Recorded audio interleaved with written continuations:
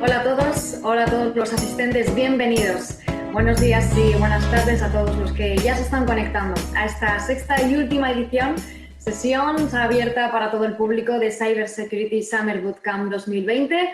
Hoy contamos, como siempre, con ponentes, con expertos de primer nivel para esta jornada de clausura en la que se va a reflexionar acerca del futuro de la ciberseguridad. Durante las pasadas 5 jornadas de este congreso se han analizado cuáles son las mejores estrategias a seguir en el ámbito de la seguridad digital a nivel global, la importancia de la colaboración público-privada, la aplicación de la ley, centros de respuesta a incidentes, policy makers o concienciación.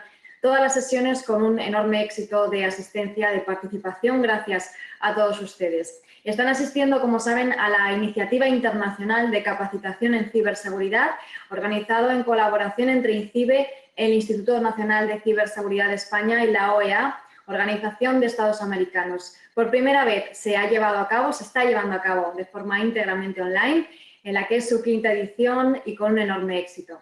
Hoy, última sesión, clausura, son abiertas al público, como decíamos, a través de plataformas sociales, así que saludamos a todos los que nos siguen a través de redes sociales y, por supuesto, a los usuarios y a los asistentes registrados que han estado con nosotros estos días.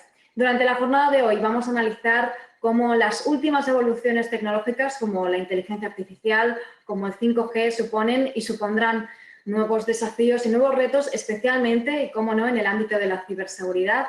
Así que analizaremos cómo lograr una mayor visión, cómo anticiparnos, cómo adaptarnos a esos nuevos cambios. Son algunos de los temas que abordaremos tratando el futuro de la ciberseguridad. Les queremos transmitir de nuevo las gracias por el apoyo que están ofreciendo, la gran interacción en cada sesión. Me presento de nuevo para quienes se incorporen por primera vez. Soy Mónica Valle, estoy guiando a lo largo de las jornadas.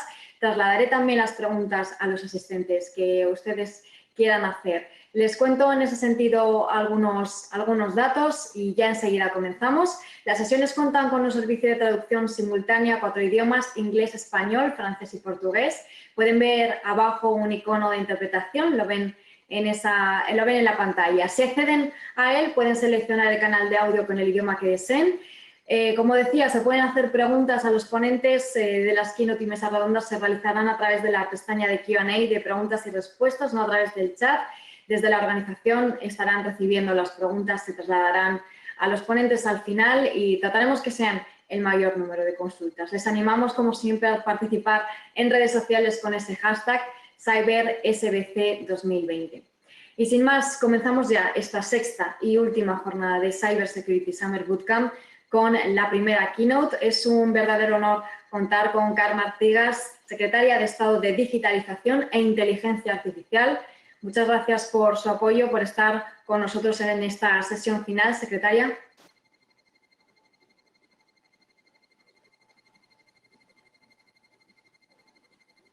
Enseguida la escuchamos. Escucharemos esta primera keynote, luego tendremos una mesa redonda en la que conoceremos los escenarios de impacto y desafíos de la transformación digital en la ciberseguridad. Secretaria, creo que ya la escuchamos. Sí, muchas gracias, Mónica. Bueno, buenos días y buenas tardes o noches a todos los que estáis conectados. Es realmente un placer poder estar aquí y un honor, por supuesto, clausurando este gran evento que justamente hace 6 días inauguraba la vicepresidenta del Gobierno de España y de Estudios Económicos y de Transformación Digital, a quien yo tenía también el placer de acompañar en esa primera sesión. Han pasado 6 días y, como tú comentabas, yo creo que la experiencia no puede ser más positiva. Agradecer desde aquí, por supuesto, a todas las entidades que han hecho esto posible, con especial mención a la OEA y a INCIBE por su esfuerzo personal y, por supuesto, a todos los asistentes que sin vuestra presencia esto no hubiera sido el éxito que ha sido. Un éxito sin precedentes porque cuando vino la pandemia y tuvimos que tomar la decisión de cancelar el evento presencial, todos teníamos muchas dudas de cómo funcionaría y ha sido pues el evento más numeroso de la historia y con más participación, lo que nos está diciendo que la tecnología, lejos de separarnos y crear brechas, si somos capaces de dotar las infraestructuras y las herramientas y somos capaces de juntar a la gente para que haga su uso, en lugar de ampliar estancias, lo que hace es reducir esas distancias, ¿no? Y acercarnos a todos muchísimo más. Muchas gracias, por tanto, por vuestra participación. Yo quería comentar con vosotros, compartir mi visión de lo que es el futuro a nivel de la digitalización y concretar qué está haciendo nuestro país, qué está haciendo España para anticiparse y prepararse hasta este futuro. Y el futuro, sin duda alguna, es un futuro digital y lo hemos estado justamente comentando ahora.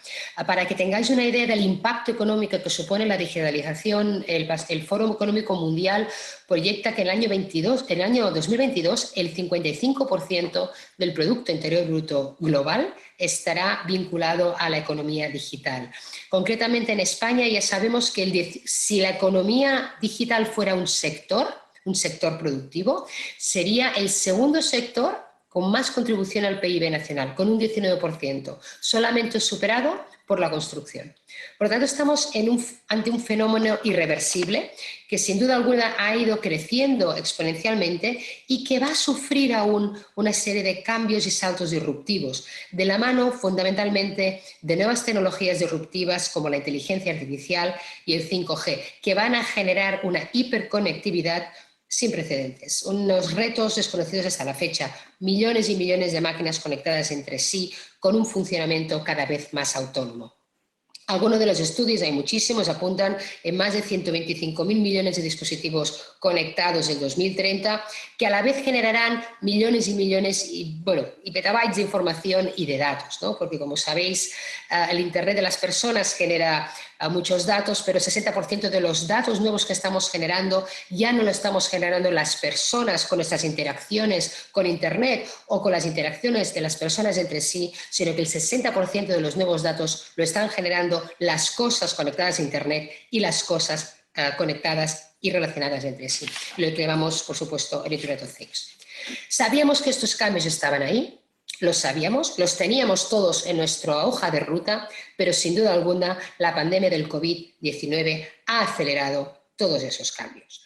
La pandemia es siendo aún, porque no nos podemos olvidar de la situación tan difícil que estamos viviendo todavía muchos países, y me acuerdo especialmente también de Latinoamérica, es uno de los mayores desafíos en los que se ha enfrentado la humanidad en los últimos 100 años. Su impacto sanitario y económico es visible en todo el mundo. No hay un solo, rincón del mundo que no esté afectada por esta pandemia. Y más allá, sin duda, de estas cuestiones prioritarias, como es preservar la salud y la sanidad de todos los ciudadanos del mundo, la COVID-19 ha supuesto, sin duda alguna, una aceleración en las prioridades y en las necesidades de digitalización, tanto de empresas como de ciudadanos, como de gobiernos. Estamos haciendo en 6 semanas cosas que habíamos pensado que éramos incapaces de hacer en 6 años. Y estoy hablando del teletrabajo, de la capacidad de la educación telemática y sin duda alguna la diferencia entre poder trabajar o no poder trabajar, la diferencia entre poder seguir asistiendo a clase o no asistir a clase y perder la educación, la diferencia entre poderte estar conectado con tus seres queridos o realmente tener una exclusión social ha sido el acceso a la conectividad y a soluciones y aplicaciones digitales, a la vez que la capacidad de nuestra cultura digital. Y por lo tanto, estos factores nos deben llevar a una reflexión sobre nuestro futuro inmediato y redefinir, sin duda, nuestras prioridades.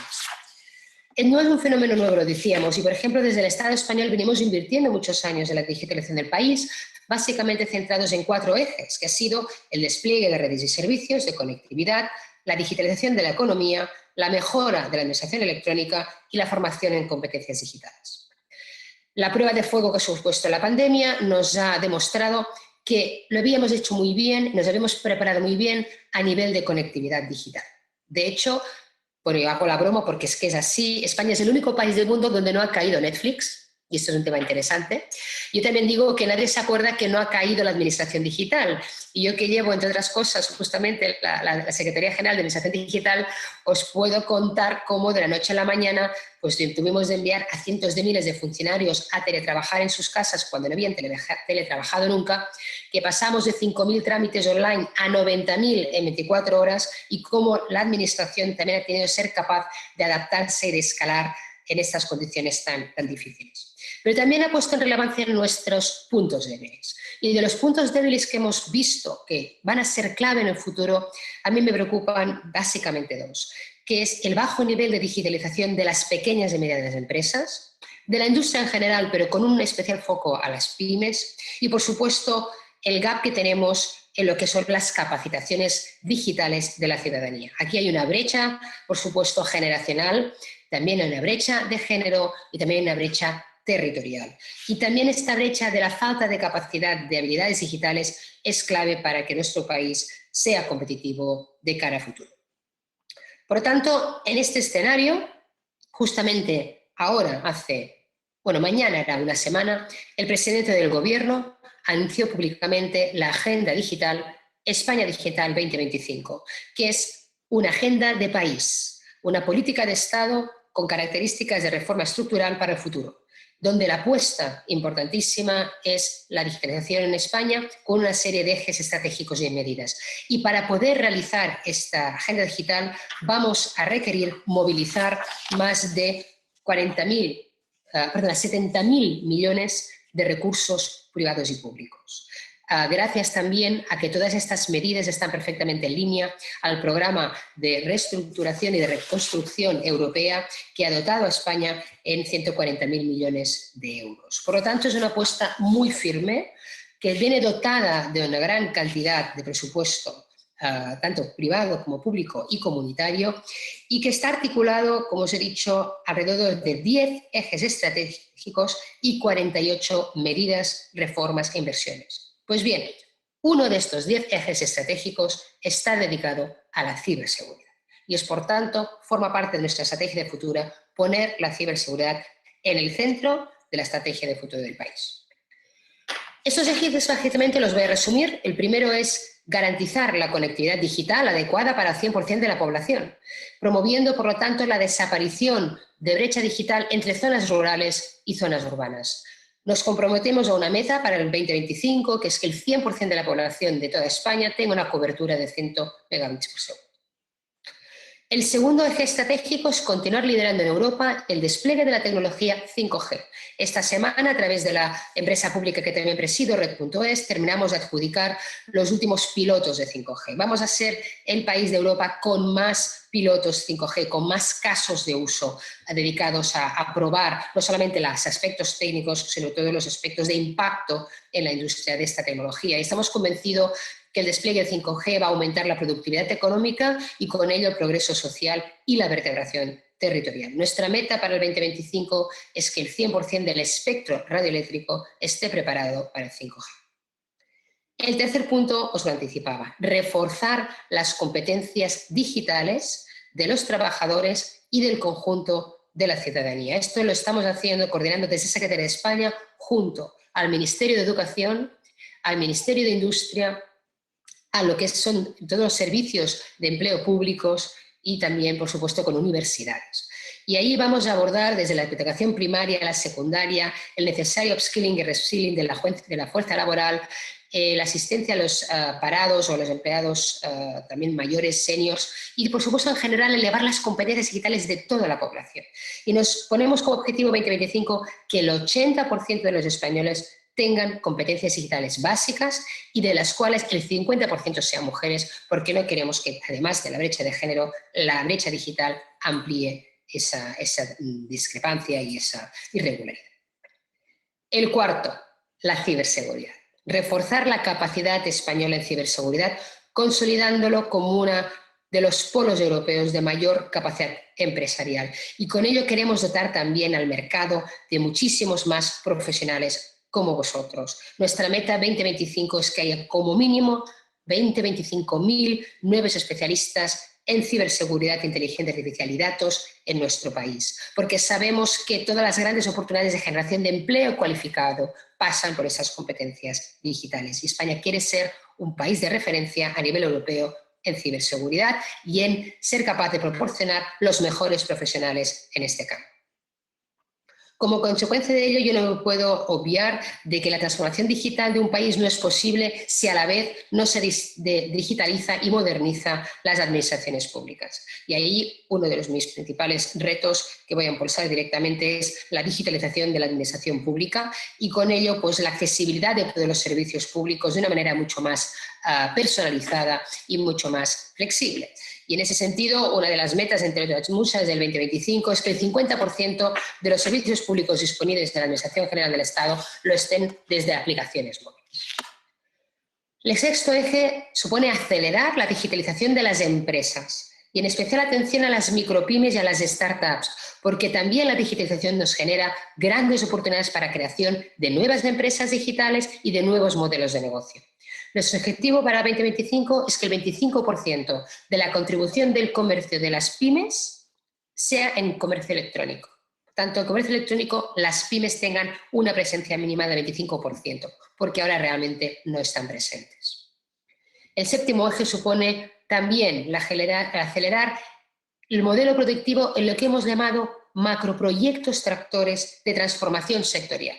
Es decir, podemos hacer muchas actuaciones a nivel horizontal, pero si no centramos el esfuerzo en proyectos que muevan la economía de nuestro país, muchas veces es difícil ver el impacto. Hemos definido una serie de macroproyectos tractores que el hecho de ser los primeros no significa que sean los únicos, pero entre ellos destacamos el sector agroalimentario, el turismo inteligente, la movilidad sostenible y también, por supuesto, todos los temas ecológicos, verdes y de transformación digital. Queremos también, con el eje número 8, mejorar el atractivo de España como plataforma en el ámbito audiovisual. Pensamos que es muy importante recuperar el rol de liderazgo de la producción de contenidos audiovisual que ha tenido España tradicionalmente y en especial los contenidos de nuestra lengua española que nos une y que nos vertebra. También especial mención en lo que yo voy a desarrollar a nivel de inteligencia artificial, lo voy a ver ahora mismo. Queremos que haya un aumento neto en el año 2025, un 30% de aumento en la producción de contenidos audiovisuales en España. El noveno eje, les estaba comentando, es favorecer el tránsito hacia una economía del dato, garantizando la seguridad y privacidad y aprovechando las oportunidades de la economía del dato a nivel de la inteligencia artificial. Y ahí es donde os decía que también tenemos un objetivo de utilizar y promover el uso de la lengua española en el desarrollo de la inteligencia artificial y convertirnos en líderes en nuestro país junto con los países de habla hispana. Y nos tenemos como objetivo que el 25% de empresas utilicen la inteligencia artificial y las analíticas avanzadas y el Big Data de manera habitual en el año 2025. Y todo ello, y voy al último 10, el último eje, que no significa que sea menos importante y todo lo contrario, todo eso lo tenemos que hacer garantizando los derechos de la ciudadanía. Y justamente hace una semana abrí el grupo de trabajo, hace ya 2 semanas abrí el grupo de trabajo para la elaboración de una Carta Nacional, de una especie de constitución digital sobre los derechos digitales de la ciudadanía. No podemos desarrollar la economía digital, la economía del dato, sin preservar nuestros derechos como ciudadanos. Por lo tanto, nos comprometemos a elaborar esta Carta Nacional sobre derechos digitales. Sin duda alguna, estos 10 ejes que se traducen en 48 medidas mejorarán la productividad y favorecerán el crecimiento económico de nuestro país. Pero a nadie se le escapa que también suponen una extensión de la superficie de riesgo y especialmente del riesgo cibernético. Y por eso querría detener un poco más en el eje estratégico que he enumerado, que es el número 4, que es la ciberseguridad. La ciberseguridad, no os lo tengo que decir a vosotros, es sin duda alguna un elemento crítico para el éxito de estas políticas, no solamente de España Digital 2025, sino para cualquiera de los procesos de transformación digital que quiera abordar cualquier país del mundo. Este proceso, como sabemos, de transformación digital abre enormes oportunidades para el desarrollo socioeconómico, pero al mismo tiempo incorpora amenazas y riesgos en una doble vertiente. El daño causado por los propios incidentes cibernéticos en sí mismo, pero sobre todo el socavamiento de la confianza en el uso de tecnologías digitales. Y eso puede afectar a la adopción por parte de actores económicos y también por la ciudadanía. Estos 2 factores, la protección frente a las amenazas y la generación de confianza, tienen un impacto directo en el desarrollo económico, en los elementos de oportunidad, en cuanto a 3 palancas específicas que quisiera destacar. 1, el impulso del ecosistema empresarial del sector de la ciberseguridad. 2, en la capacidad de identificar y retener y desarrollar talento, lo comentaba antes, un talento no solamente formado por técnicos, sino que también debe incorporar un elenco multidisciplinar de profesiones, abogados, comunicadores, físicos, personas de las ciencias sociales.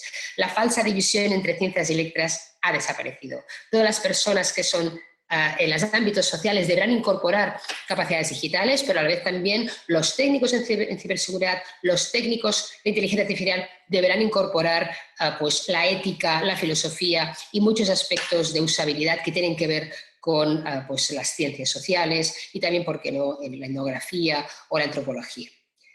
Queremos también fortalecer la ciberseguridad para ciudadanos, para pymes y para profesionales y extendiendo una cultura de la ciberseguridad entre ciudadanos y empresas. Y ahí permítanme que destaque la labor que INCIBE lleva haciendo desde muchos años justamente en concienciar de los riesgos de la ciberseguridad, pero también en dar herramientas para protegerlos. Por eso, en España Digital 2025 incluimos medidas como la línea de ayuda a ciberseguridad, impulsada por INCIBE, los instrumentos de ciberseguridad para ciudadanos, pymes y autónomos y la extensión de programas de emprendimiento y de startup. Y además, quiero anunciar que España ha hecho una apuesta muy potente para que la ciudad de León albergue el futuro Centro Europeo de Ciberseguridad. Hemos presentado nuestra candidatura, esto como sabéis es como el Comité Olímpico, hemos presentado nuestra candidatura olímpica y ahora tenemos que ver si pasamos a la siguiente fase, pero nuestro objetivo es apostar por la ciberseguridad en España como polo de atracción a nivel europeo y también, y eso sí que es 100% nuestra responsabilidad y lo vamos a hacer, vamos a desplegar un centro de operaciones de ciberseguridad de la Administración General del Estado de manera conjunta con todos sus organismos. Por lo tanto, estamos hablando de un futuro que en el entorno disruptivo que nos acompaña es un futuro que está aquí, es presente.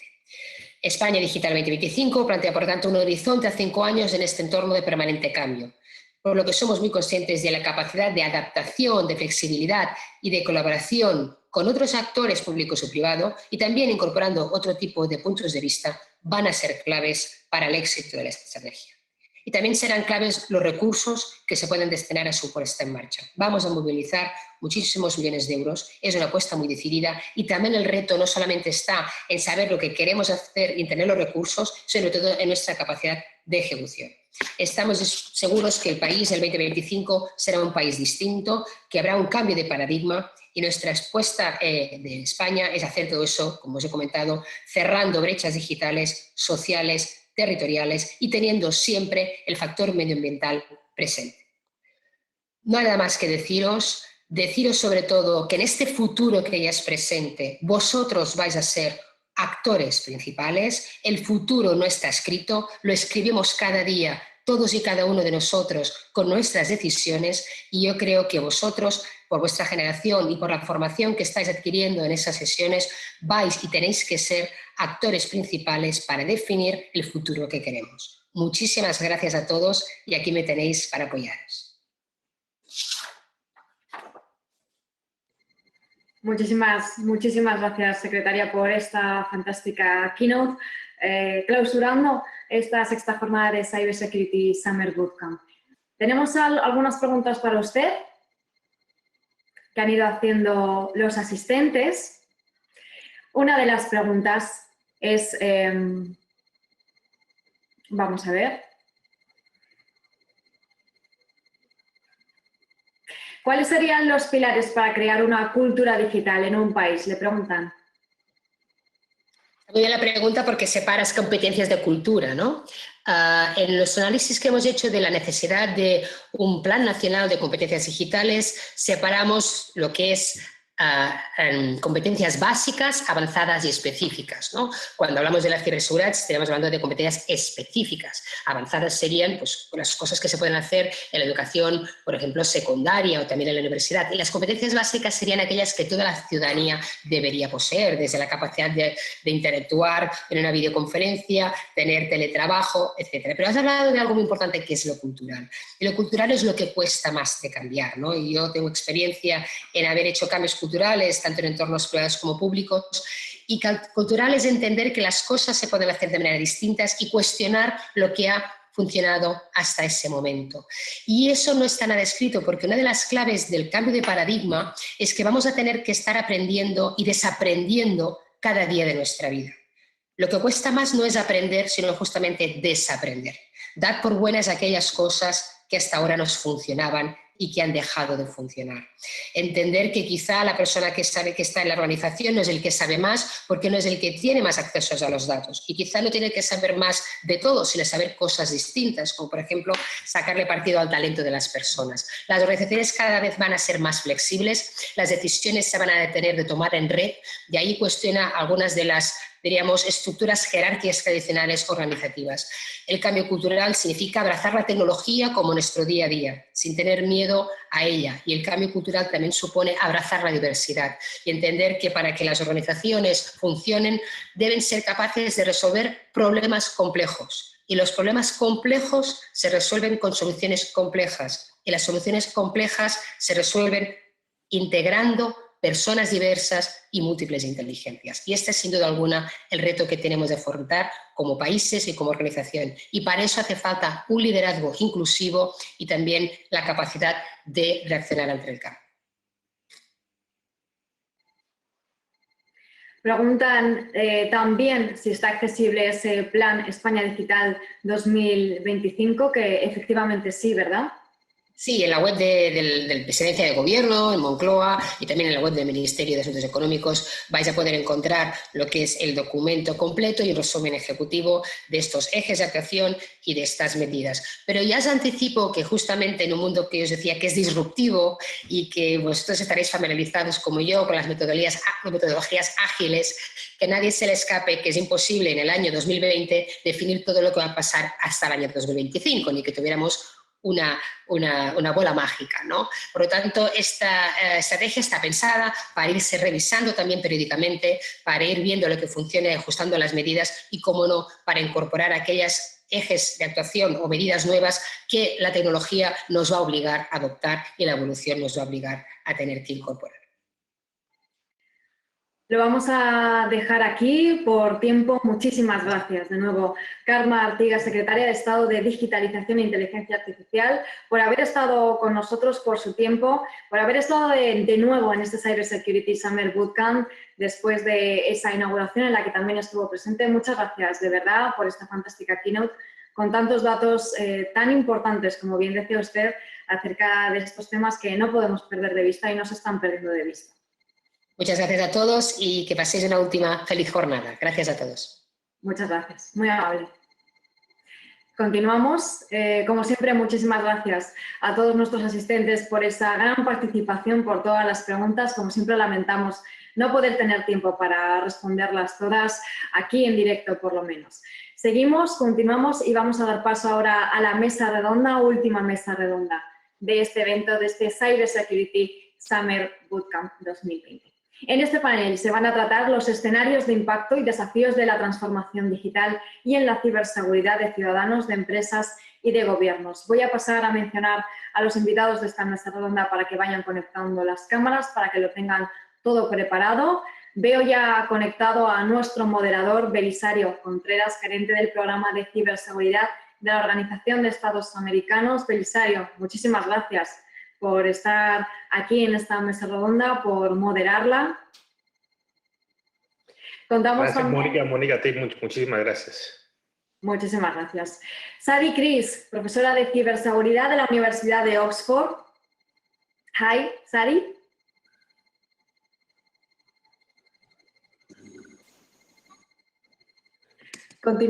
Contamos también con Víctor Muñoz, consejero presidencial, económico y de transformación digital del Gobierno de Colombia. Hola, Víctor. Hola, buenos días. Hola, buenos días. Ya le vemos, fenomenal. Y por último, Mark Ryland, director de la oficina del CISO de Amazon Web Services. Hi, Mark. Good morning.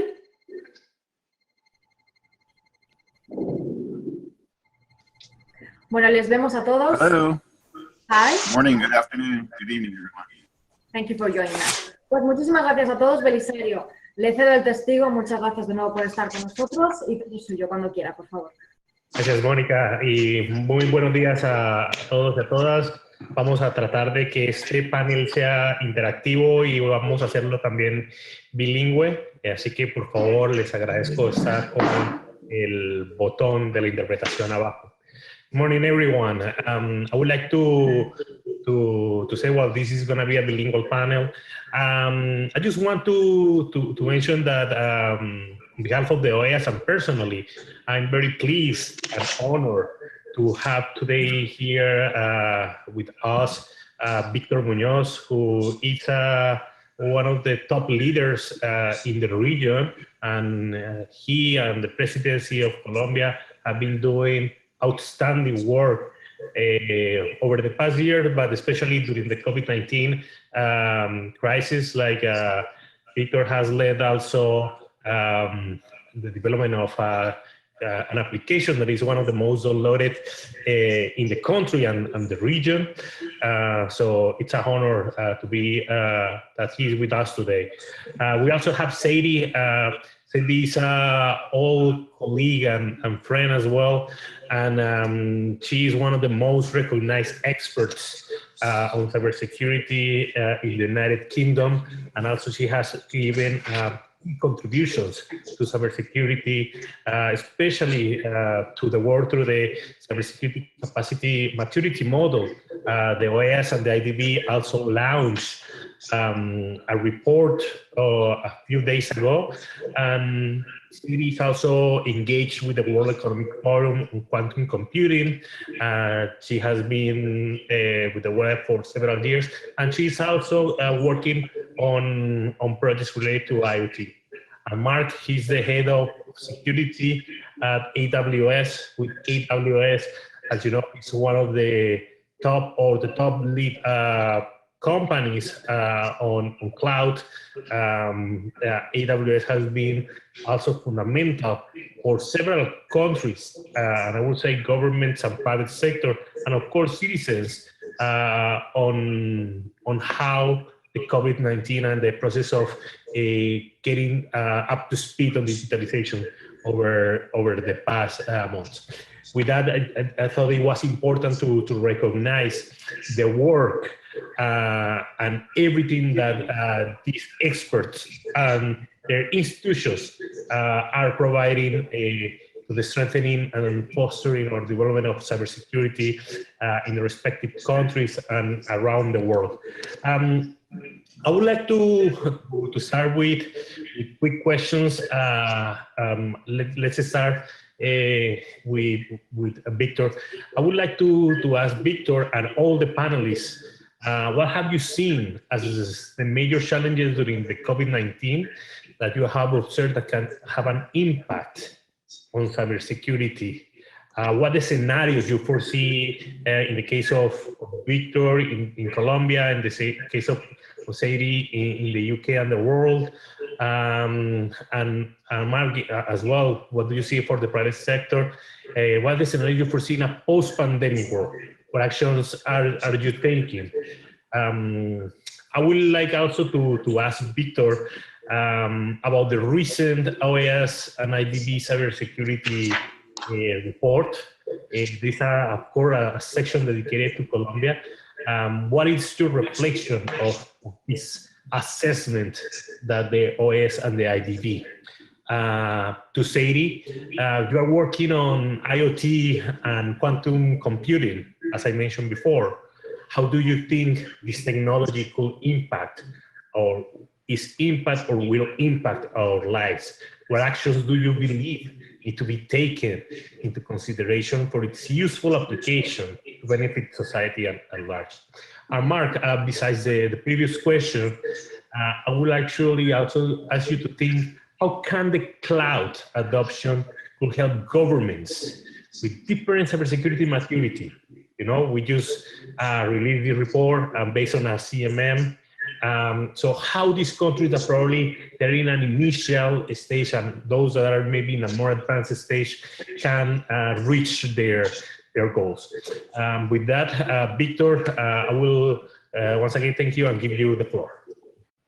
Thank you so much, Belisario. I just have one question, is that my answer is in Spanish or is in English? However you prefer. We have interpretation to 4 languages, so you can do it in Spanish and in your native language if you want.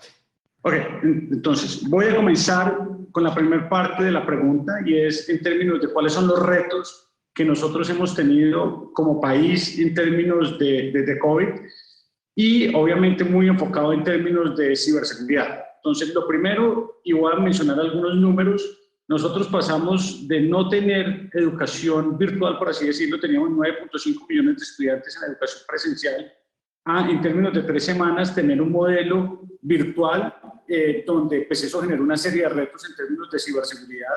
Yo creo que las imágenes en el mundo frente a personas que entraban en plataformas que eran gratuitas y compartían imágenes obscenas o accedían a los momentos en que se estaban discutiendo los programas académicos, aparecieron y para nosotros fue fundamental poder garantizar que esa continuidad del proceso de aprendizaje se diera, y es uno de los mayores retos que hemos enfrentado durante esta pandemia, y es cómo dar contenido digital a más de 9 millones de estudiantes, 80.000 contenidos curricularizados que han venido accediendo desde diferentes lugares del país, con los retos que tenemos en términos de conectividad. Nosotros tenemos hoy el 54% del país en banda ancha, tenemos cobertura en más del 70%, y nos ha tocado pues hacer combinaciones con formación también con radio y con televisión. El segundo gran issue que se ha presentado es, lanzamos un programa muy fuerte de subsidios donde hemos llegado a 3 millones de hogares adicionales.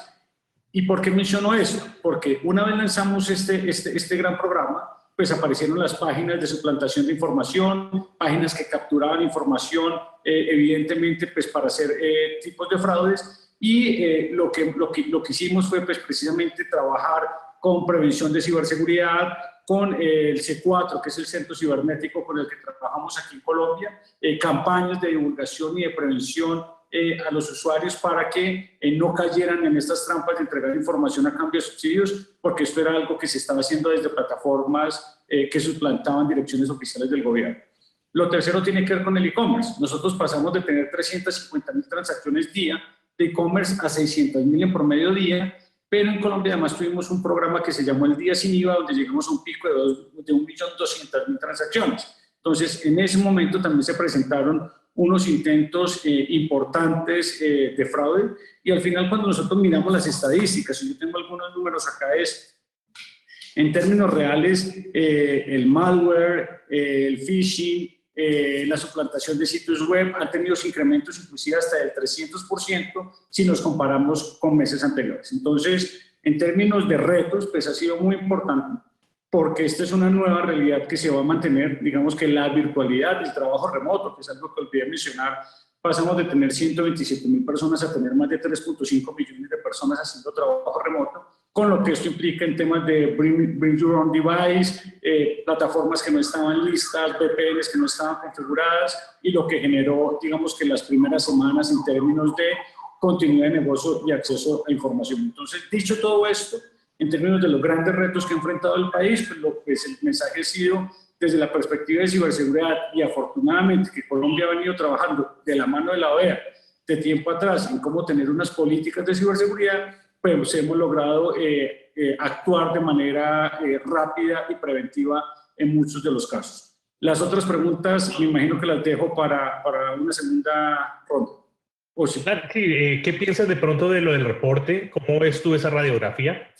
El reporte es muy importante. Nosotros en el reporte tenemos una mejora pues, frente a la medición anterior. ¿Qué indica el reporte? Y para nosotros es muy importante, y la primera reflexión es, y como lo hemos discutido varias veces con la OEA, acá lo fundamental es el trabajo colaborativo, el trabajo de esos CECIR sectoriales, la participación del sector privado en los esquemas preventivos. Nos toca seguir insistiendo en precisamente tener esa coordinación en tiempo real, tener esas políticas totalmente definidas, y formación de capital humano, que es donde seguimos teniendo una brecha muy importante, y donde el reporte posiblemente menciona que tanto en lo público como en lo privado seguimos teniendo un faltante en talento. Con eso hemos venido trabajando en programas como el de Cyber Women Challenge, donde se hace precisamente esa formación para poder tener y entrenar mayor recurso, mayor capacidad. Hemos avanzado en el tema de protección de infraestructuras críticas. Tenemos obviamente y estamos mucho más fortalecidos en lo que teníamos frente al tema de políticas, porque pues hemos venido trabajando de manera conjunta, pero sí nos falta el accionante, y el accionante es tener esa operación continua, y eso pues lo evidencia el informe. Pero para nosotros es muy importante, porque es que el informe nos muestra esos gaps que permanentemente pues tenemos que estar evaluando, pues para poder tener políticas para poder avanzar. Gracias, Víctor.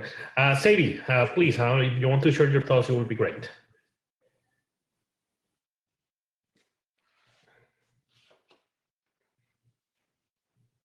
Sadie, it will be good to hear, like, what do you foresee as the future scenarios in a post-pandemic world? What actions you think, like, Oxford has taken in this regard, besides working on what the world expects, a vaccine, of course, but on cyber, and also to work on quantum computing and IoT, which I will share the link to the report in a bit.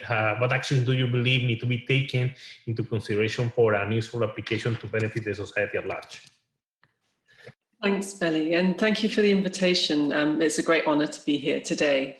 I guess I should start with the COVID, because I feel that Victor covered the issues very succinctly and very well. And this massive transformation everybody had to make very quickly to remote working and service delivery across the entirety of societies. And of course, that's tested our security architectures and our ability to scale up that kind of remote working very quickly, and to worry about the endpoints being people as well as devices, of course.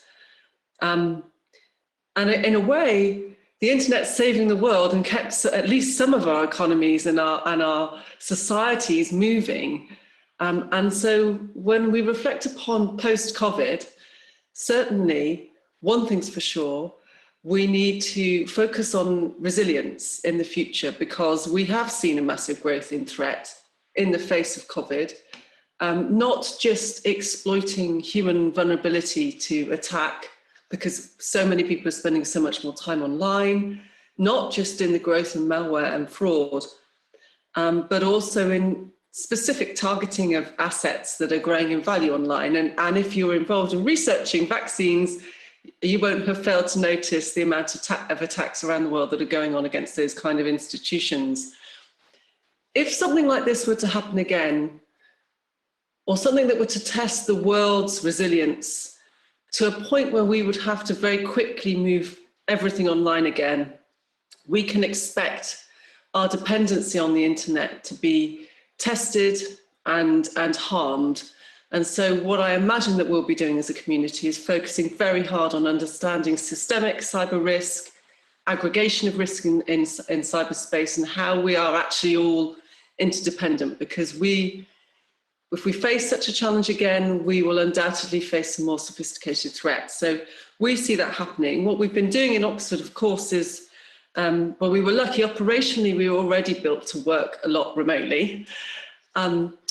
And of course, we have very lively security teams that are watching the threats. But in terms of our research, in addition to things like vaccines, in the computer science and the security capacity space, we've been doing things like, we already had plans to consider whether you can come up with a global model of systemic cyber risk, do better in understanding how risk is aggregating across societies, across supply chains, and we've literally brought forward the timeline. So we have started that earlier than we were expecting to, because we can see that actually it's going to be needed, this kind of capability to foresee these kinds of things. And in the Capacity Centre, we have stood up a program to actually study and listen to people's experiences around the world, and we'll be hoping to work with the OAS and your community so that we can aggregate knowledge on what worked really well in terms of this massive scale up online, what was more challenging, how we can learn lessons across the globe from each other, and to share that in terms of policy and advice. When we look to beyond COVID-19 and other kinds of future challenges, you mentioned quantum computing, the Internet of Things. Certainly where we're taking the research now is we are thinking about how these emerging risks need to be taken account of when we look at benchmarking national cybersecurity capacity. So what would a country need to be able to do in order to properly anticipate how their risk environment might be changing to ensure that they have what they need at their fingertips to deal with that. If I focus first on quantum computing, of course, we know that what will happen is it will absolutely transform the way in which we do computation and algorithms. And what that means, as you know, I'm sure, is that we will literally be able to solve computing problems we cannot solve today. massive opportunity in, for example, drug discovery and vaccine discovery, but also predictions of large complex systems such as weather events, financial market movement. It will undoubtedly revolutionize again the world of machine learning, and that will make all of those systems much more predictive and accurate in their capabilities. Any kind of task that involves simulation and modeling of large data or data crunching is going to benefit. And of course, from a cybersecurity perspective, that does deliver some challenges, because certain aspects of what we do right now, we do depend upon the difficulty of the problem being impractical for an attacker to solve, like cryptography. And that's why there's been so much investment in quantum resistant crypto. So new algorithms that will stand up to quantum computers trying to break them. Another common tool that we use, passwords. Well, it's hard enough for a lot of people to remember passwords today. Can you imagine how complex a password will have to be in order to be resistant to a quantum computer breaking it?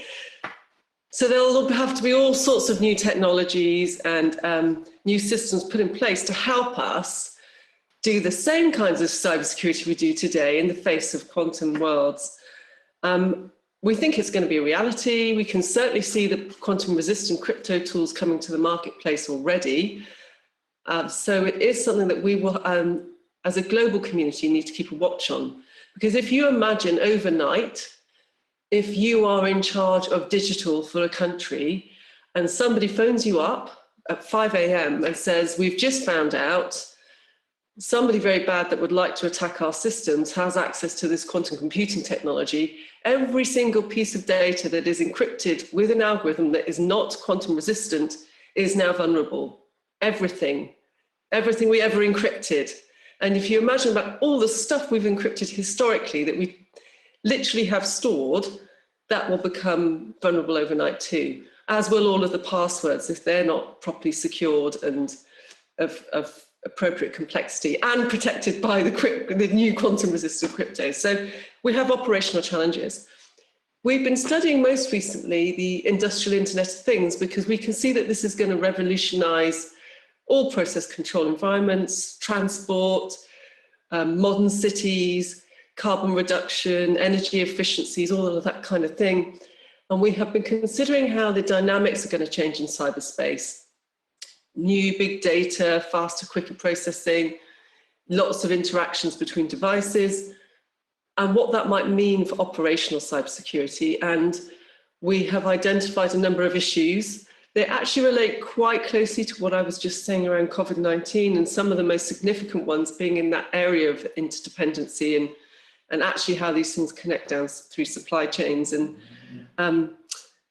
we have produced a foresight report making some recommendations as to what we should all be doing together in order to start preparing for that future, so we can take advantage of those technologies which are underpinned by the move to 5G and the like, as well as cloud.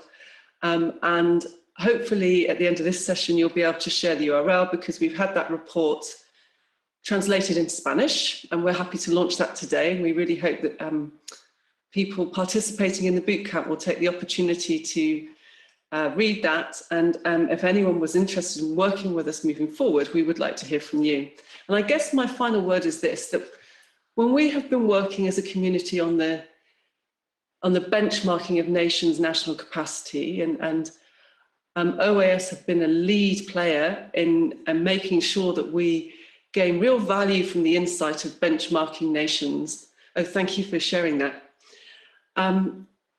Where we're moving now is we're thinking about, okay, when nations have priorities, and sometimes those nations' priorities are around threat, and sometimes those priorities are going to be around economic opportunity, as we heard from the Secretary of State for Spain and their new Digital Spain Vision 2025. Cybersecurity will be a pillar in there. But they're not doing cybersecurity for its own sake. They're doing cybersecurity because they see the future of the Spanish economy and the wealth of the society and prosperity as being contingent upon success in data and cyberspace. And so we can see that we need to move beyond just a benchmark of national capacity and towards some tangible advice for how you prioritize investments towards whatever that opportunity might be. So you might be a country that sees itself having the smart cities of the future, being a world leader in smart cities and carbon footprint reduction, or you might be a country that sees itself attracting the best, most interesting manufacturing of the future because you can support the most intelligent, data-rich factory environments, or whatever that economic opportunity may be. And we think that there's some work that could be done on helping to prioritize cybersecurity investment towards those opportunities, as well as, for example, if you feel your whole economy is contingent upon advanced machine learning, having a think about how you prepare for those kinds of threats too. Thanks, Belly. Great. No, thank you, Sadie, for this great intervention. Mark, would you mind sharing your thoughts?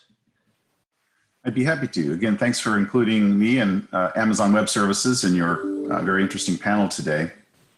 So let's talk initially about the COVID-19, some of the impact. I'll start with the Amazon experience. Like many companies and many organizations and agencies globally, we had to make a big shift to work from home, of course. Most of our employees who build and operate our cloud platform can operate virtually. We have large software organizations, software engineering teams and operations teams that can work. We do work logically all the time because they're operating a massive global infrastructure and doing that, of course, through networks and through secure connections. In the end, though, even cloud still has physical reality to it. And so there were some changes that were required to operate our data centers. Now, our data centers do not require huge numbers of employees. They're operated in a very lean and mean fashion, if you will. But we did make some adjustments in terms of physical presence, breaking things down into cells and teams so that there was less chance of transmission of disease. In the case someone got sick, we could isolate just a smaller group. We stopped a lot of the physical presence that was typically there, but not absolutely necessary. And of course, supply chain was a challenge, but we survived that well. We were able to maintain a good flow of equipment and capability. We're constantly growing, so we're constantly delivering servers and networking gear and so forth to our data centers.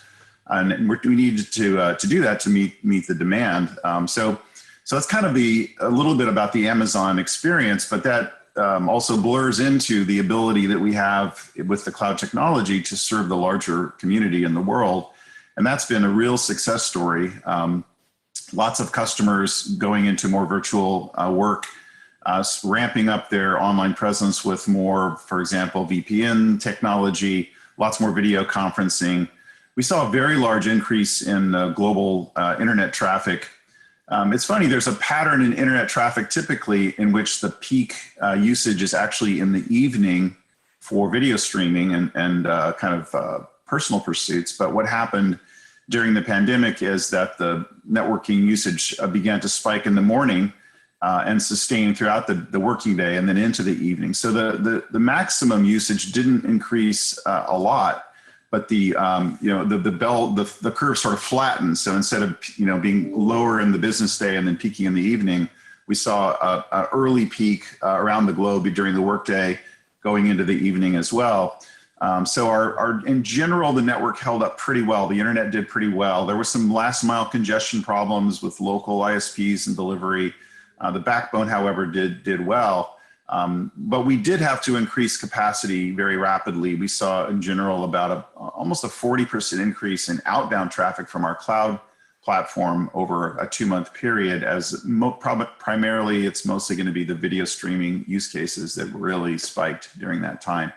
We were able to meet that capacity demand and customers had a great experience. So it's a good example of how the general move across the industry towards cloud computing and the agility, the elasticity of these platforms can be really, really beneficial. So kind of moving into your second question and thinking about how governments and enterprises use cloud. Again, it's a global trend. It's happening rapidly. I think this experience of COVID-19 will accelerate that transition.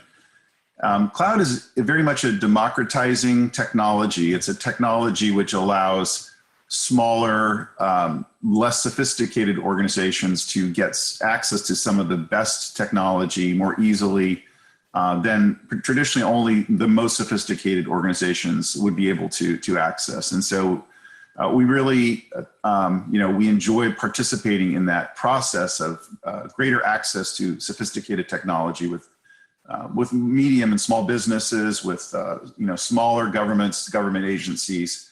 Of course, there's still work to be done. There's still training and skills that have to be developed. But the use of these sort of what we call software-defined infrastructure, where instead of people building out equipment and buying all this gear, you're learning to use software, to use APIs, to use user interfaces, to provision, deploy, operate your IT infrastructure. This has been a real benefit to organizations, to governments around the globe as they modernize their systems, and also build the capacity to interact with their citizens. One of the really interesting trends that we saw in the last few months is we have a number of customers globally in governments who have built their own version of something like Zoom. We have a building block service, which we call the Chime SDK, where a company with pretty small amount of code can essentially build their own private version of this kind of Zoom experience. So we have government agencies around the globe that are considering this kind of the new normal. We're going to have to interact with our citizens, whether it's a pension organization, a licensing bureau. We're going to need to interact with them over the network in a way that we never had to before. But they may not be comfortable using commercial off-the-shelf products for that, because we've seen some experience of cyber issues with some of the commercial products. So it's an interesting trend is the fact that now with a relatively small amount of custom code, governments can essentially deploy a private sort of teleconferencing capability and use that for citizen interaction. So that's been an interesting and an exciting development to see. Couple of words on quantum computing. It's a great topic. I think the good news is the industry is acting very responsibly, trying to get ahead of the problem before it becomes a problem. Our company and many others and many research institutions have been participating in what's called post-quantum crypto PQC sort of contest, a very serious one, experts evaluating other experts.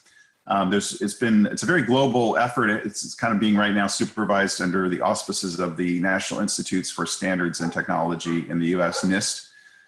There's just been another down selection of rounds. They started off with about 80 submissions. Oh, sorry about that. Got a classic background noise from working at home. About 80 submissions were then narrowed down to about 26. And then just in the last few weeks, we've seen that narrowed down to about 15 finalists. And so the industry is really homing in on encryption algorithms that are very quantum resistant. And we've actually deployed in production a early version of that, protecting our key management system. So I think we're in a pretty good shape. I think over the next few years, you'll begin to see commercial solutions that anticipate the challenges that are expected to come from the general purpose quantum computer when it comes to information security. But it's certainly an important topic and one to keep an eye on. One good thing that I'll mention, it's kind of a bit of a detail, but the most vulnerable algorithms are what are called public key or asymmetric encryption algorithms. And these are used typically for network traffic and network interaction. So we really got to get ahead on that one. Somewhat better news is the symmetric encryption algorithms, ones used for just storing data on a storage device, for example, are not as vulnerable, it appears, according to current research, to quantum sort of challenges. So we have a bit more runway there, I think, and I think we'll be able to accomplish that. But it's certainly something that we have to be active and vigilant, because we don't want to, as Dr. Kreis was saying, wake up one day and realize that an attacker has access to things that we thought were safe. So there's a bit of an overview covering both the Amazon experience, use of cloud, and the way that cloud has been very helpful, I think, in this time of crisis. And it really accelerated an existing trend towards using pay-as-you-go, elastic software-defined infrastructure rather than buying and deploying physical equipment. And then a bit on quantum as well. So thanks for your questions. Thanks to you, Mark. And if you hear a fire truck, that's my daughter as well. So actually, I believe that's one of the good things about being working from home. So I'm sure everyone is enjoying a little bit of time with their beloved ones, with their family. At least I am. I'm sure you love to be with your dog, right? Yeah, it's interesting. It's a humanizing experience. We used to feel embarrassed when we were working at home and we'd hear a child's laughter in the background, and now it's become the new normal. And I think it's an improvement personally. I think it's great. Yeah, that and the doorbell when you have more deliveries, right? Amazon calling. Amazon, I need to, and I'm sorry, I don't want to this is not official views of the OAS, nor its member states, nor in CIBE, but I need to say that thank you, Amazon, because I would say my life lately with too many deliveries. Victor, I don't know if you're still there. We want to ask you a couple of final questions, Victor. So I would like to go through this final round. But I want to, it's a unique opportunity to have you here with over 500 people from the region. And many of these countries have developed, or let me change to Spanish, sorry. Muchos de estos países han desarrollado. No, it's okay. I don't care with the question in English. Many of these countries have developed or are developing or are thinking on developing an app like similar to Corona. I was in a panel the other day. So please, if you can share with us, how is the government guaranteeing human rights like privacy and all the information that it's handling? That's question number one about the app. The second one, you mentioned the importance of collaboration, of engaging the stakeholders. How do you see the government working with the private sector, the civil society, and the academia in the implementation of a recent cybersecurity policy that actually you led? How do you see that? And the third question, it's awareness and education have been identified as key elements in order to equip end users in a secure technology. Colombia is advancing tremendously on digitalization and internet access. You just had the 5G allocation. This is your third cybersecurity policy. Would you mind sharing what are some of the plans to increase awareness and education at all levels of the society? I mean, every single Colombia, like your aunt, your daughter, whoever. So sorry to ask you this, but this is a unique opportunity to have you here.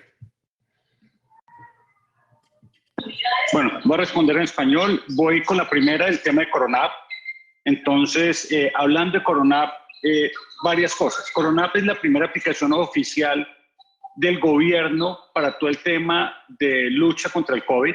Es importante mencionar que es una aplicación que no solo, como muchas de las aplicaciones en el mundo, sirve para recolectar información de las personas que reportan cuál es su estado de salud, sino que es una aplicación que tiene una capacidad para permitir ayudar, guiar, entregar información relacionada y cómo es la manera en que las personas pueden manejar protocolos sanitarios, protocolos en el trabajo, protocolos para acceso a servicios. Entonces tiene guías y componentes muy completos de enseñanza, pero también tiene un tema y es acceso a componentes asociados a educación, donde las personas que, como ya mencionaba, 9.5 millones de personas salieron de formación presencial, pueden acceder a los contenidos que son 80.000 contenidos curricularizados de educación formal en colegio. ¿Esto qué tiene de importante? Corona es una aplicación que han descargado, primero, 11 millones de colombianos. Es la aplicación más descargada en la historia de Colombia. No es un número menor porque esto es algo que se logró en un término de 90 días. Lo segundo, es una aplicación cero rating. ¿Esto qué significa? Que las personas que navegan a través de Corona, bien sean usuarios que utilizan servicios postpago o prepago, pues no tienen que pagar por el uso de estos datos. Esto es fundamental porque esto es una iniciativa que precisamente permite que los más vulnerables tengan acceso a ese tipo de información. En Colombia existen más de 30 millones de dispositivos smartphones, dispositivos inteligentes que usan de alguna manera esa información. Como el tema de ciberseguridad y como el tema de Avias Data es una discusión en el mundo, lo primero es, esta es una aplicación que no es obligatoria, es voluntaria. Lo segundo, cumple con todos los estándares en términos de Avias Data y de GDPR, y es la información que se encuentran, cuál es, para qué va a ser utilizada la data. Segundo, es una aplicación que le pertenece al Instituto Nacional de Salud, por lo tanto el tratamiento de la información que allí se entrega corresponde al tratamiento de datos en salud, permite que la información que se recolecta solo pueda ser utilizada con propósitos sanitarios, ninguna otra entidad del Estado tiene acceso a información, y lo más importante, una vez terminada la pandemia, se tienen definidos cuáles son los protocolos para la destrucción de la data, una vez se hayan pasado los procesos de análisis estadístico que el Instituto Nacional de Salud realizará sobre ellos. Entonces es muy importante porque además no solo cumple todo el tema de protocolos y reglas en términos de protección de datos personales, sino que ya también en términos de ciberseguridad, pues tiene capas de autenticación, tiene modelos de logueo, restricción, doble llave de autenticación. Está obviamente pues sin contar la arquitectura, pues porque eso permitiría, digamos, los análisis. Tiene un tercero experto que es quien hace la certificación de vulnerabilidades de la plataforma. Entonces permanentemente estamos trabajando porque entendemos que los datos de las personas son un bien muy importante y que si bien la salud es un bien fundamental, tenemos que combinar estas dos situaciones. Frente al tema de cómo es el trabajo con el sector privado, entonces a mí me gustaría mencionar varias cosas. Primero, nosotros creamos un consejo privado digital, un consejo asesor digital con el que estamos trabajando durante toda esa época de la pandemia, pero además tenemos un consejo asesor gremial digital también. Entonces, ¿eso qué significa? Que 31 grandes empresas de tecnología y 15 gremios que tienen de alguna manera interacción con temas tecnológicos, desde temas de economía digital, telecomunicaciones, ciberseguridad, han venido trabajando con nosotros en la construcción, uno, de una hoja de ruta de cómo enfrentar todo ese tema durante la pandemia, pero dos, también de cómo va a ser el post-pandemia con todo lo que tiene que ver con reactivación económica. ¿Qué es fundamental? Mencionar cómo fue ese proceso de construcción de la política pública de confianza y seguridad. Nosotros con la OEA y arrancamos hace más de un año a trabajar en lo que era esa política que nos va a regir para los próximos años. Hace unas 3 semanas se aprobó el COMPES, es el COMPES de seguridad y confianza digital, donde incluye todos estos componentes, donde los privados hacen parte de la construcción de estas soluciones, donde el intercambio de información, como lo mencionaba hace unos ratos en mi primera intervención, donde la construcción de las soluciones es fundamental que en conjunto haya intercambio de información entre el CECIR financiero, el CECIR de utilities, el CECIR de telecomunicaciones, el Colcer, porque esto es un tema que nosotros lo tenemos que resolver de manera conjunta. Y en el tema de formación, y en el tema de fortalecimiento, y en el tema de cómo prevenir, pues estamos trabajando de manera permanente en campañas de socialización con los ciudadanos. Estamos trabajando también en formación, en construcción de capacidades. Más allá de entrenar personas en el componente de ciberseguridad, también estamos formando al ciudadano en la importancia y la responsabilidad del uso de los datos que ellos tienen. De qué tan importante es cuando se ingresa a un sitio, de cuando se comparte información, de cómo se maneja una fake news. Digamos que esto hace parte de toda una política de prevención, hace parte de una política de colaboración, pero también hace parte de una estrategia con infraestructura, con plataforma, con intercambio de datos, con interoperabilidad, para poder tener una política de confianza y seguridad digital en el país funcionando de manera articulada. Muchas gracias, Víctor, por tu intervención. No sé si tú te tienes que ir, si te tienes que ir, te despedimos, si no, vamos a una ronda más. Sí, no, yo me tengo que ir porque yo tengo una conferencia en el web donde intervengo en un par de minutos. De verdad, muchísimas gracias por la invitación. A INCIBE el agradecimiento también. Hice parte de la misión que estuvimos con la OEA justo antes de comenzar la pandemia y estuvimos precisamente hablando de la importancia del intercambio de información, de cómo es fundamental tener una política, pero también tener las herramientas para poder trabajar de manera articulada entre el sector público y el sector privado, y muy importante la colaboración entre países en todo este tema de ciberseguridad y ciberdefensa. Gracias, Víctor. Por favor, extiéndele mis saludos a Marisol y a Diego allí, grandes y excelentes colegas, todo el trabajo que están haciendo por la región. Muchas gracias nuevamente, Víctor, por estar aquí. Muchas gracias. Mark, so we'd like to ask you, and maybe we can close and interact with the public a little bit. You know, there is an environment of increasing digitalization by the public and the private sector, including SMEs, which for us, it's really, really important because they are one of the main cores of the economy. They represent a lot for the GDP. And, you know, there are also a lot of women that rely on SMEs. So it's the whole engine for the world and for the society. What are your thoughts about the importance of education, especially for the future generation of professionals?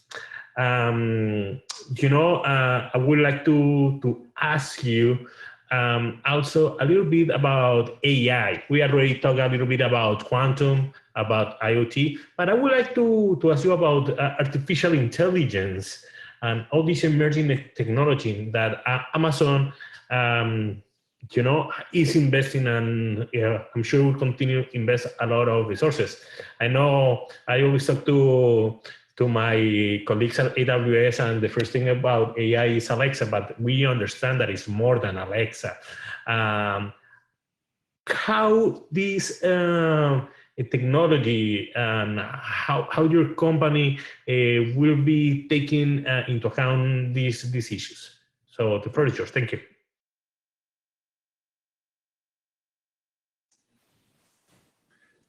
So those are great questions. And I think the question about the subject matter expert and the need for education is really, really key. We have been working hard for the last few years to develop mechanisms for increasing that outreach and that ability to educate experts. We have a whole program we call AWS Educate. I encourage the viewers to look into that, awseducate.com. So it's basically a combination of a learning platform, a networking tool to enable experts to meet other experts. It's a way of sharing curricula. So computer science professors, you join this community and they share some of their courses and their learning materials. And there's whole learning tracks and paths through the Educate platform so that in the end, the student will come out with a certificate and various kinds of specialization. So for example, the cybersecurity specialization has been a real important one and it's received a lot of interest and usage lately. And that's been exciting to see us being able to reach a new generation of experts so we can build for serving the cybersecurity needs of the world as we go forward. And speaking of machine learning is probably the second most popular learning track in our Educate platform. That's a really valuable new set of skills around data science, machine learning. As you know, machine learning has really seen a new renaissance in the last few years.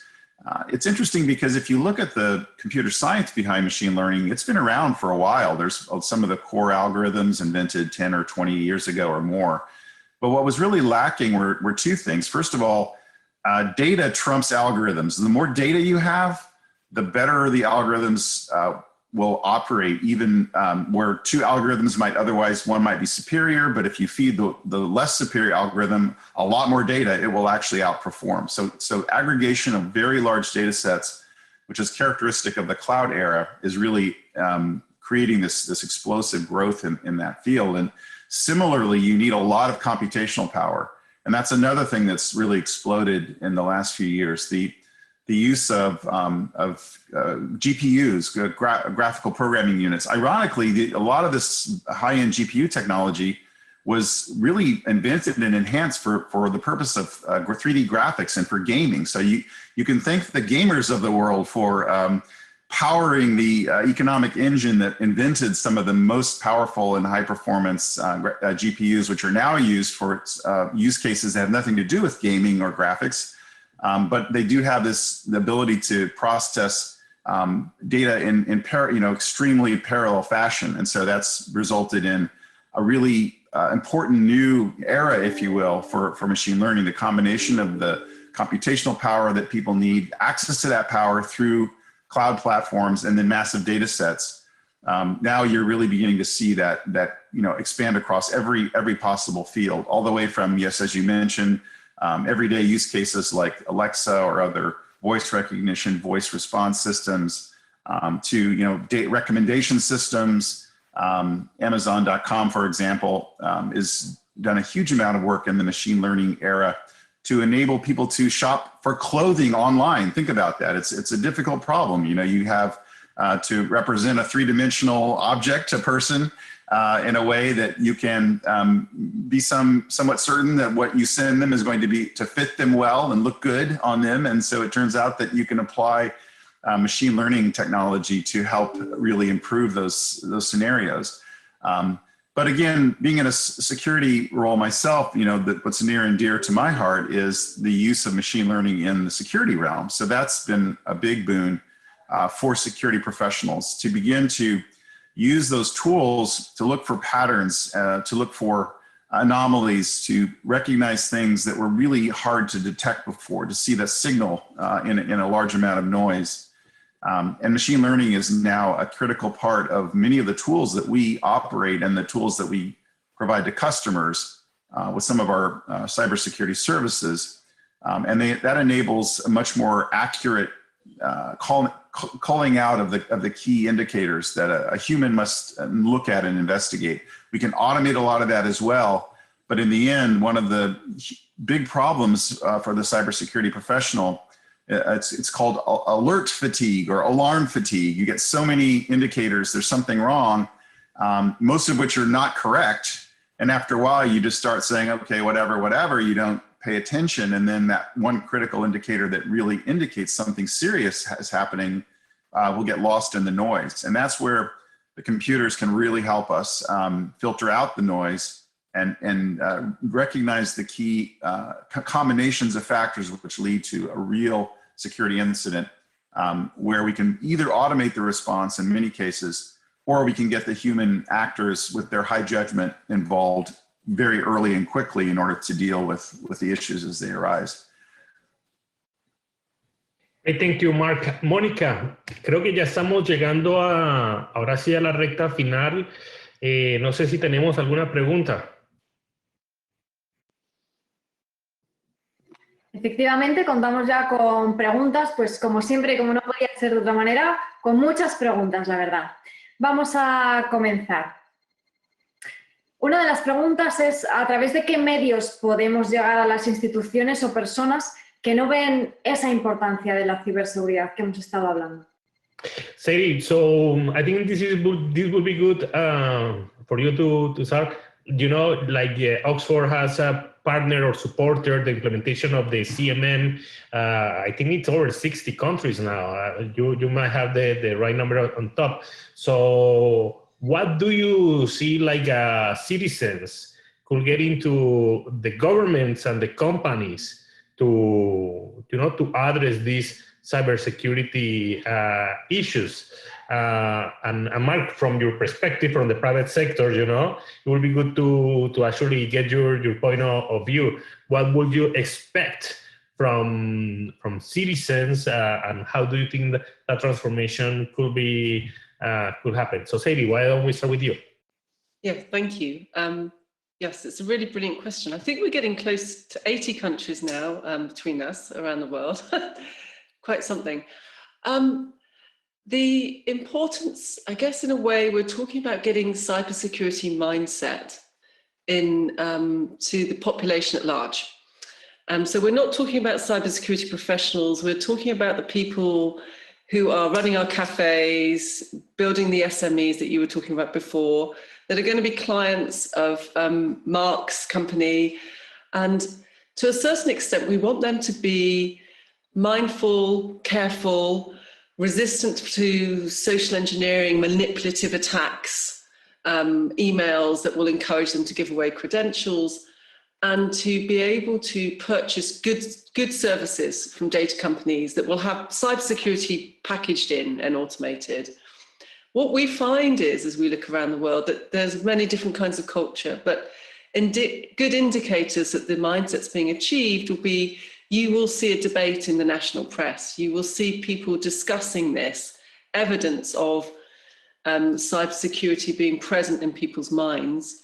And when we see countries that have are quite advanced in that, then we will see business leaders, as well as educators, pillars of civil society, including these kinds of activities, helping people, offering services, free educational packages, helping their employees protect themselves at work, and explaining how they can go and protect their families and their local communities. And as soon as you see that kind of pushing it into the DNA of the cultural action, then we see a rise in capacity. Mark, any thoughts? Those are great comments. I agree with all those perspectives. It's interesting. It's always the case that no matter how fancy the technology gets, we still need humans to exercise good judgment. And we, for example, don't expect people to be able to drive safely without training. But we have historically been a little naive about using computer systems and just assume that there was no training or building up of skills or judgment required. And I think it's very clear now that that's got to be a critical part of our educational systems, our government agency, employment scenarios, private enterprise. I think it's becoming much more typical now that in order to be a responsible member of the cyber community, that we as an organization and all other organizations are building that type of security training and awareness into our kind of daily routines. But it'll take some time. We still see, that's a little bit daunting, the number of people that will still click on a pretty obvious phishing link that has a lot of warning signs around it, so to speak, if you have a little bit of training or paying close attention. But I think we're getting better. We continue to see some gradual declines in people making kind of the most obvious mistakes. And the technology community, I think, is continually making improvements, small improvements, incremental improvements, in filtering out, for example, major emails, systems which will essentially flag or warn much more clearly, or just simply not allow you to click on links with them when they know that they lead to a site that's been flagged as a malware site or some kind of a attacker site. So, I'd say the tide is gradually rising to improve the overall cyber health of our communities. But of course, there's a lot of bad actors who are also getting more sophisticated. So it's a kind of it's a battle and it's a race. But I think overall, I'm optimistic about the future. I think we're going to cut down a lot more on some of the spam and phishing problems, which really plague our end user community. I think another very, very typical problem of historically has been failure to patch systems. People literally never patched their old servers, their old desktops, and so forth. And that is, again, gradually changing. I think the advent of the mobile phone ecosystem, where the phone vendors have become very aggressive about sort of forcing upgrades and forcing patches and making it so your device just doesn't work correctly or won't install the latest apps unless you keep up with security patches.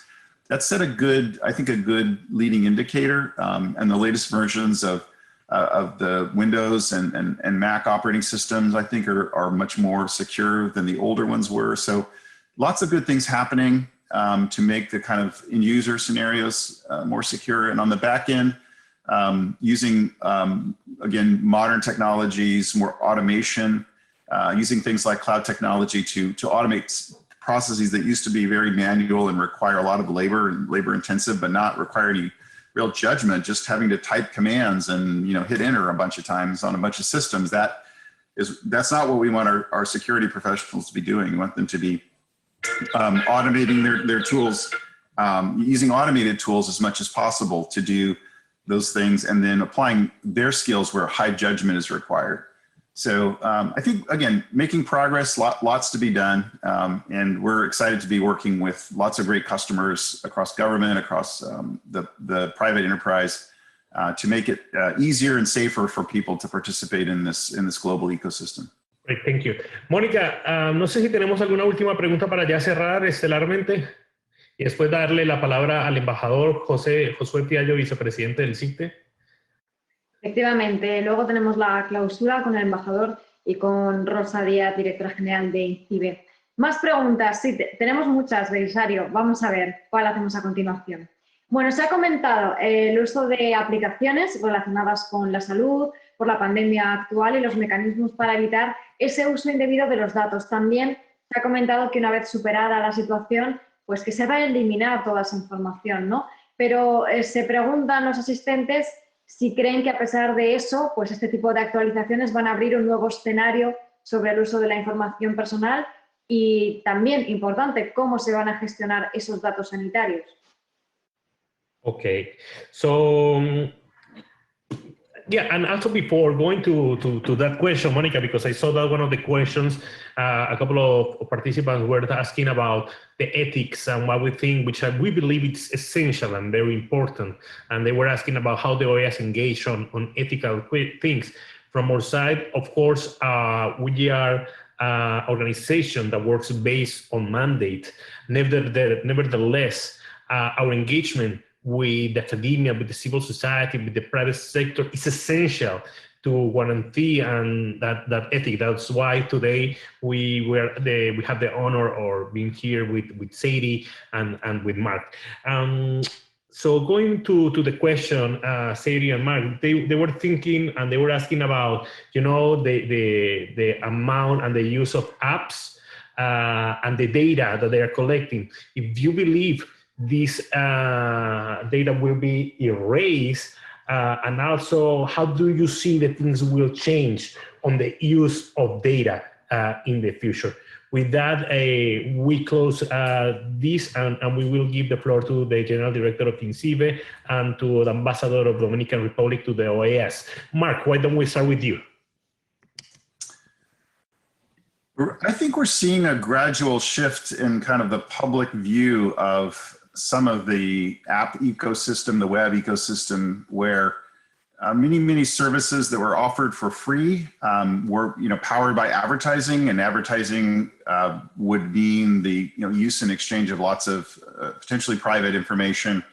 And I think people are beginning to wonder whether that might not be the best way forward. And so I think you're beginning to see the rise of alternative technologies, alternative approaches that emphasize more privacy and personal choice, and a little bit of a decline, I would say, in the interest and the slowing of the growth of the world in which services are provided in exchange for, for quote unquote for free, but really the user's behavior becomes essentially a product that's sold. There's nothing wrong with that, and if it's done well and with the right user consent, it's been a successful model, and lots of good has been accomplished by the provision of the free services in an advertising-supported way.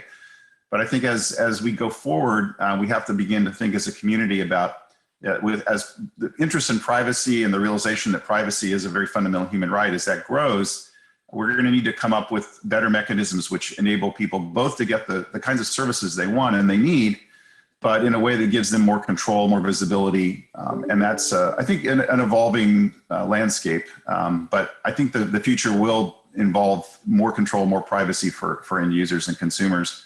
And their data, I think, will continue to be, there'll be a trend towards better protection of that data. Great, thank you, Mario. Sadie, final words of this panel and almost of this bootcamp to you. Thank you. Thank you, and Mark, that was a really brilliant intervention. I look forward and I hope for a future where people demand more say over their data. And I think we should be mindful of the fact that consent has to be informed for it to be real. And one of the problems we've had historically is that we've operated with blanket consent that's lasted forever. And people literally forget what they've done, and they don't really know where their data is. And so I hope we move towards a future where things are simplified and that people really engage with it, they share it, it will have higher value, and that we will still see the same kind of creativity and innovation around digital services, but do so in a way where individuals are participating in a really meaningful sense. And I think that what we heard around Colombia's attitude towards what they have launched in their the COVID app was really positive, and some of the considerations that were being given to the kinds of principles that need to be adopted when we collect data, when we use data, the conditions under which we should make promises about no longer using it. So I'm really optimistic. Thank you. Jenny, once again, thank you very much for your friendship, for your support. Like, it's very, very important for us. We really mean it. And thank you also to all the team over there at Oxford. Mark, thank you very much as well for all the support, and to our colleagues from AWS that also are here with us participating as attendees. Great session. I would like to then give the floor to Monica, who will also introduce to the General Director of INCIBE and Ambassador Piaggio. Thank you, Belly. Thank you, Mark. Bye. Muchas gracias a todos. Muchas gracias a todos los ponentes, por supuesto, Belisario, por esta fantástica moderación de este último panel ya de Cybersecurity Summer Bootcamp. Damos paso, sin más, a la clausura. Estamos deseando escuchar a los últimos participantes ya desde Cybersecurity Summer Bootcamp 2020. Como bien decía Belisario, contamos con la presencia del embajador José Piaggio, vicepresidente de CICTE, representante permanente de la República Dominicana ante la Organización de los Estados Americanos. Tenemos ya por aquí, contamos por supuesto con Rosa Díaz, directora general del Instituto Nacional de Ciberseguridad de INCIBE de España. Buenos días, buenas tardes a ambos. Buenas tardes. Buenos días. Embajador, por favor, comenzamos con usted. Muy bien, muchas gracias. ¿Me escuchan bien? Le escuchamos perfectamente. Muy bien. Muy bien, distinguida señora Carmen Artigas, secretaria de Estado de Digitalización e Inteligencia Artificial. Distinguida señora Rosa Díaz, directora general del Instituto Nacional de Ciberseguridad de España, INCIBE. Distinguidos representantes de Estados miembros y observadores ante la OEA. Estimados participantes, comité organizador de INCIBE y demás asistentes de la 5ª edición del Cybersecurity Summer Bootcamp. Muy buenas tardes a todos y a todas. Es un placer para mí y para el Gobierno de la República Dominicana dirigirme a ustedes hoy en representación de la Vicepresidencia del Comité Interamericano contra el Terrorismo, CICTE, en el cierre del Cybersecurity Summer Bootcamp, el cual fue desde todo punto de vista un evento muy exitoso, especialmente dadas las circunstancias actuales. Durante las últimas 2 semanas han podido aprender de profesionales altamente calificados, quienes compartieron sus experiencias relacionadas a la creación de equipos de respuesta ante incidentes cibernéticos y el desarrollo de políticas nacionales de ciberseguridad, entre otros temas interesantes. A lo largo de este evento, pudieron encontrarse cara a cara con múltiples dilemas a los que se enfrentan día a día técnicos de ciberseguridad, formuladores de políticas y agentes de aplicación de la ley. La tecnología está cambiando exponencialmente todos los días y las amenazas que rodean estas tecnologías son cada vez más sofisticadas. En los últimos meses, debido a la pandemia del COVID-19 y las medidas de distanciamiento físico vigentes, hemos visto un incremento en el uso de plataformas digitales para realizar acciones cotidianas que antes solíamos hacer de manera presencial, como estudiar, trabajar, comprar alimentos, pagar cuentas, entre otras. También vemos cómo múltiples organizaciones, incluyendo a la OEA e INCIBE, así como compañías, escuelas e instituciones de educación superior, han tenido que reinventarse, adaptándose a la situación actual con la ayuda de plataformas digitales para que todos puedan continuar trabajando, prestando servicios y estudiando de forma remota. Si bien la tecnología nos trae múltiples beneficios, nuestra creciente conectividad y dependencia de las plataformas y servicios basados en Internet ha aumentado significativamente nuestra exposición a las ciberamenazas. Para combatirlas, es imprescindible un cambio estructural en torno a la ciberseguridad. Sin embargo, esto solo será posible con la coordinación nacional y la cooperación internacional, así como a través de la participación activa de diferentes sectores de la sociedad en este proceso. Es fundamental reconocer la ciberseguridad como una responsabilidad compartida, ya que todas las partes interesadas tienen un papel que desempeñar en la construcción y el mantenimiento de un ciberespacio seguro. La colaboración y la cooperación entre los estados, el sector privado, las ONGs, el mundo académico y los ciudadanos deben ser parte de la solución. La naturaleza transfronteriza del Internet requiere una estrategia transnacional. Como vicepresidente del CICTE y representante permanente de la República Dominicana ante la Organización de los Estados Americanos, quisiera expresar que para obtener los beneficios y prevenir las amenazas asociadas con el uso de Internet, debemos centrarnos en 4 áreas principales. Primero, desarrollo de capacidades e intercambio de información y experiencias. Segundo, colaboración transfronteriza para reducir el delito cibernético y mitigar posibles ataques. Tercero, protocolos claramente establecidos para proteger las fronteras nacionales en el ciberespacio. Y cuarto, la promoción de medidas que incluyan perspectivas de género y grupos vulnerables, para así recoger sus perspectivas y promover un ciberespacio más inclusivo y diverso. Finalmente, pero no menos importante, me gustaría felicitar a todos y a todas por su energía y agradecer a los ponentes y panelistas por participar activamente y compartir sus experiencias. También quisiera recalcar la gran convocatoria que tuvo este evento a lo largo de 2 semanas, con más de 1000 participantes en las sesiones abiertas y alrededor de 700 asistentes en las sesiones cerradas. Cabe destacar el carácter internacional de este evento, ya que contó con la participación de representantes de más de 50 países diferentes. Al integrar profesionales de diversos países del mundo, esta iniciativa pretende promover el intercambio de experiencias entre los participantes, formar una red de conocimiento y promover la diversidad en el campo de la ciberseguridad de las Américas. En un mundo interconectado, donde las amenazas cibernéticas adquieren mayor complejidad y dinamismo, esta red de conocimiento y contacto resulta clave en la lucha contra la ciberdelincuencia y el ciberterrorismo. Por ende, es imperativo fomentar la colaboración y cooperación en materia de ciberseguridad. En nombre del CICTE, permítanme concluir agradeciendo al Instituto Nacional de Ciberseguridad de España por el apoyo en la organización de este evento, al igual que al equipo que ha hecho que este encuentro sea posible. Nuestro más profundo agradecimiento a los donantes y al equipo de trabajo de la OEA, quienes facilitan este tipo de iniciativas, en especial a los gobiernos de España y Canadá, por su continuo apoyo y colaboración. Esperamos que todos hayan tenido un Cybersecurity Summer Bootcamp muy exitoso. Muchas gracias. Muchas gracias, embajador, por sus palabras. Continuamos con las palabras de Rosa Díaz, directora general del Instituto Nacional de Ciberseguridad, INCIBE de España. Rosa, por favor. Gracias, Mónica. Carmen Artigas, secretaria de Estado de Digitalización e Inteligencia Artificial, embajador Josué Fiallo, vicepresidente del Comité Interamericano contra el Terrorismo, resto de autoridades, señoras y señores. En primer lugar, darle las gracias al embajador Fiallo por sus palabras. Buenos días, buenas tardes a todos, según el lugar del mundo desde el que nos estén siguiendo.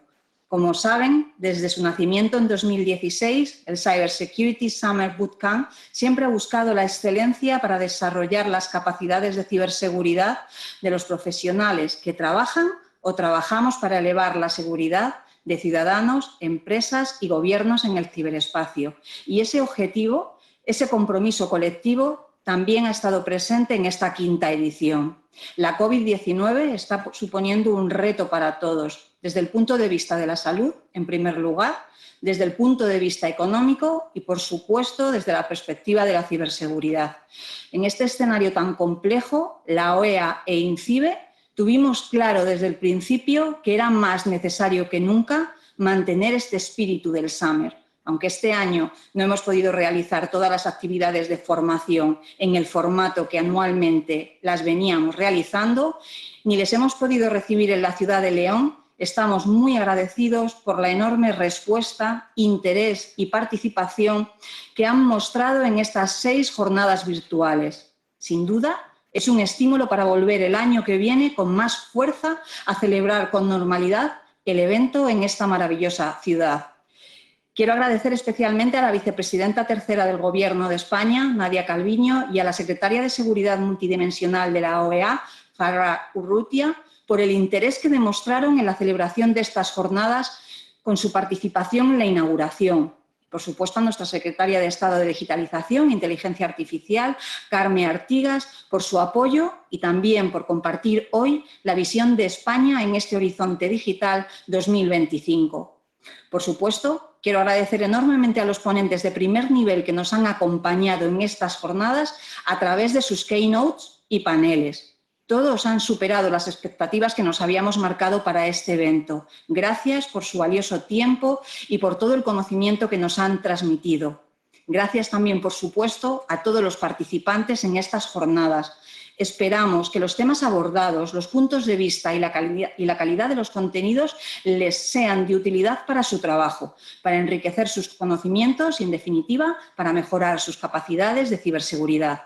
Gracias por su respuesta ante un evento que, como señalábamos antes, no hemos podido realizar de la manera presencial que nos hubiera gustado. No quisiera olvidarme de las personas que han trabajado en los últimos meses para hacer posible este evento. A todas las personas de la Judicatura, Fiscalía, fuerzas y cuerpos de seguridad, ejército, ministerios y organismos internacionales. Gracias por creer en este proyecto desde el primer momento. Gracias a la Universidad y a la Ciudad de León por su apoyo en esta y en otras ediciones. Y gracias especialmente a la Organización de los Estados Americanos por su colaboración y el trabajo codo con codo en el desarrollo de esta y de otras iniciativas, por el compromiso con los objetivos comunes y por la confianza renovada año tras año para seguir buscando la excelencia en las colaboraciones que realizamos. Y, por supuesto, gracias a los equipos de la OEA e INCIBE, que han trabajado muy intensamente estos días y son el corazón y los pulmones que permiten que el Cybersecurity Summer Bootcamp mantenga esta salud de hierro año tras año. Sin vuestro esfuerzo, dedicación y entrega, nada de esto sería posible.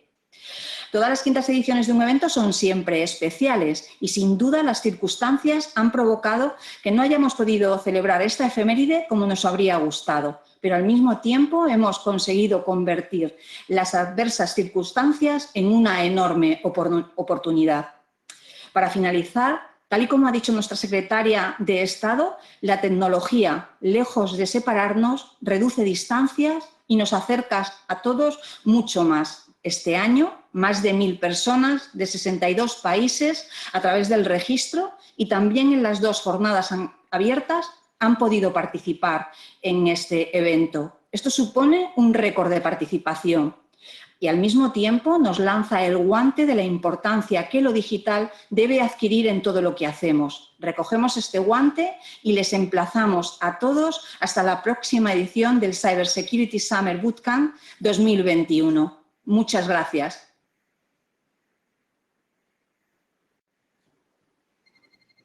Muchísimas gracias a ambos. Gracias, embajador José Fiallo. Muchas gracias, Rosa Díaz, directora general del Instituto Nacional de Ciberseguridad de INCIBE. Aquí damos por finalizado este Cybersecurity Summer Bootcamp 2020. Como bien han dicho, con un gran éxito esta quinta edición. Ojalá la próxima en León de nuevo, todos juntos. Muchas gracias a todos los que nos han acompañado, asistentes. Gracias, por supuesto, Carme Artigas, secretaria de Estado de Digitalización e Inteligencia Artificial, a los fantásticos ponentes, moderadores y, de nuevo, gracias a todos por el interés, interacción y participación. Un síntoma de que este congreso se ha organizado de una forma excelente. Enhorabuena a esa organización, tanto de INCIBE como de la OEA, y significa también que la ciberseguridad interesa y mucho, lo que sin duda es una noticia más que fantástica. Sobre todo esperamos que hayan disfrutado, que hayan aprendido. Muchas gracias a todos, cuídense mucho y hasta siempre.